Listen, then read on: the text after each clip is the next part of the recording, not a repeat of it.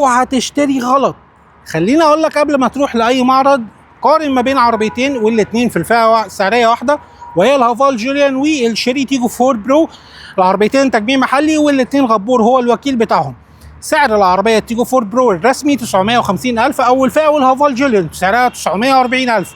التيجو 4 برو بتنزل بموتور 1500 تنفس طبيعي في اول فئه مع نقل حركه سي في تي والهورس باور 111، وفي اعلى فئه وهي بتنزل بموتور 1500 تربو 145 حصان.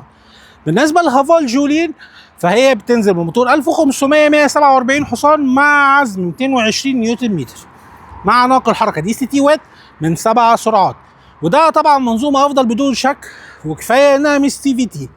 تيجو 4 برو منتشره اكتر وبياعه اكتر بكتير، وبالتالي ظهر فيها بعض المشاكل في التقفيل. هافال جوليان كمان بياعه، ولكن في ناس بتشتكي من استهلاك الفرامل بيكون بسرعه وسعره غالي.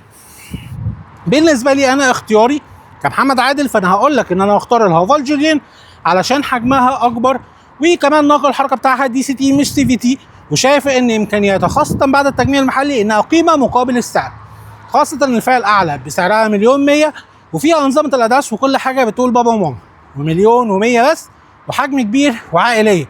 فطبعا اختياري محسوم جوليان اكيد.